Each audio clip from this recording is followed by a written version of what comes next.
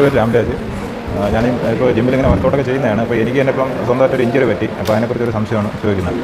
സാറേ, ഞാനിപ്പോൾ ഇങ്ങനെ ജിമ്മിൽ പോയപ്പോഴത്തേക്ക് ഈ ലെഗ് പ്രസ് ചെയ്തപ്പോൾ 2 ദിവസം കഴിഞ്ഞപ്പോഴത്തേക്ക് കുറച്ച് പൊസിഷൻ കഴിഞ്ഞപ്പോൾ കാല് മടക്കാൻ പറ്റുന്നില്ല. പിന്നെ നമ്മൾ കൈ കൊണ്ട് പിടിച്ച് മടക്കേണ്ടി വരുന്ന ഒരു ഇതായി. അതെന്തിട്ടാണ് അങ്ങനെ വരുന്നത്? പിന്നെ അത് റിക്കവർ ആവുന്ന ഒരു സംഭവമാണ് ഇപ്പോൾ ഉണ്ടായ സംഭവമല്ല, എപ്പോഴും ഉണ്ടായത്. അത് എന്താണെന്ന് വെച്ച് കഴിഞ്ഞാൽ നമുക്ക് ഒരു ഇഞ്ചുറി ഉണ്ട്. ഒരിക്കലും നമ്മൾ ഇഞ്ചുറി ഉണ്ടായി കഴിഞ്ഞാൽ നമ്മൾ ഒരു എക്സ്പെർട്ടിൻ്റെ ഒപ്പീനിയൻ തേടാതെ നമ്മൾ ഒരിക്കലും സ്വന്തം ഇഷ്ടത്തിൽ ഒന്നും ചെയ്യാൻ പാടില്ല. ചെയ്ത് കഴിഞ്ഞാൽ ഇഞ്ചുറി ഇൻറ്റൻസിറ്റി കൂടും.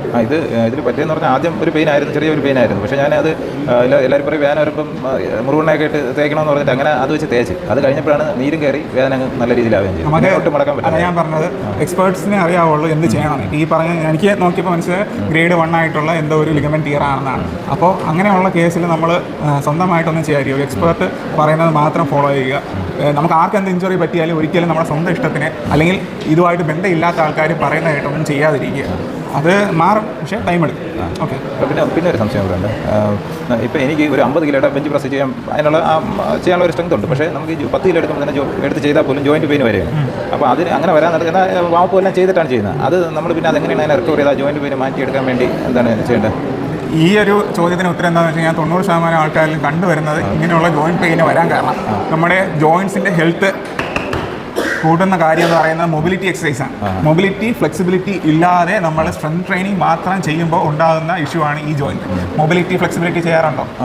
എന്താണ് ചെസ്റ്റിന് ചെയ്യാറുള്ള ഫ്ലെക്സിബിലിറ്റി അല്ലെങ്കിൽ മൊബിലിറ്റി എക്സസൈസ്? ആദ്യം വന്നിട്ട് നോർമൽ വാപ്പ് ചെയ്യും. എന്ത് മൊബിലിറ്റി ഫ്ലെക്സിബിലിറ്റി എന്താണെങ്കിലും നമ്മൾ സ്ട്രെച്ചൊക്കെ ചെയ്തിട്ട് സ്ട്രെച്ചാണ് ചെയ്യുന്നത്. ഇപ്പം കൈ സ്ട്രെച്ച് ചെയ്യും. കൈ സ്ട്രെച്ച് ചെയ്ത മൊബിലിറ്റിന് വേണ്ടി ചെറിയ വെയിറ്റ്, വളരെ ലൈറ്റ് വെയിറ്റ്. ഇപ്പം 5 കിലോ എന്തെങ്കിലും അത് വാമപ്പാണ്. മൊബിലിറ്റി ഫ്ലെക്സിബിലിറ്റി അല്ല.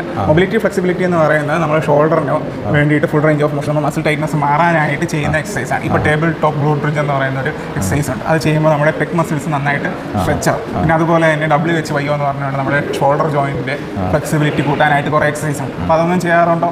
ഇല്ല, അതിനെക്കുറിച്ച് അറിയത്തില്ല. അതാണ്, അറിയില്ലാതെ ചെയ്തതിൻ്റെ ഭാഗമായിട്ട് നമ്മൾ അതൊക്കെ ചെയ്യുമ്പോഴാണ് നമുക്ക് റേഞ്ച് ഓഫ് മോഷനും ഫ്ലെക്സിബിലിറ്റിയും കൂടുന്നത്, ഈ ജോയിൻറ്റ് പെയിന് മാറുന്നത്. ഓക്കെ. അപ്പോൾ അത് മനസ്സിലാക്കുക. നമ്മുടെ കോഴ്സിൽ പഠിപ്പിക്കും പ്രാക്ടിക്കൽ ക്ലാസ്സിൽ. അപ്പോൾ അത് മനസ്സിലാക്കി എല്ലാവരും ചേട്ടൻ മാത്രമല്ല എല്ലാവരുടെ കാര്യം ഇത് തന്നെയാണ്. എല്ലാവർക്കും അതിനെക്കുറിച്ച് നമുക്ക് പ്രാക്ടിക്കൽ ക്ലാസ്സിൽ സ്ട്രെച്ചിങ്ങിന് എന്ന് പറഞ്ഞുകൊണ്ട് ടോപ്പിക്ക് വരും. അപ്പോൾ നമ്മളിപ്പോൾ അത് പറഞ്ഞു കഴിഞ്ഞാൽ അത് ഇപ്പോൾ പറയുന്നത് നമ്മൾ ഈ വർക്കൗട്ടൊക്കെ ചെയ്യുന്നതുകൊണ്ട് അതിനെക്കുറിച്ച് കുറച്ചൊരു ചെറിയൊരു നോളജ് ഉണ്ടെങ്കിൽ ചെയ്യുമ്പോൾ ഇതിനൊക്കെയുള്ള പ്രശ്നങ്ങൾ പഠിപ്പിക്കും. 1 ഇയർ കോഴ്സിൽ എല്ലാം ഇൻക്ലൂഡ് ചെയ്ത് പഠിപ്പിക്കും.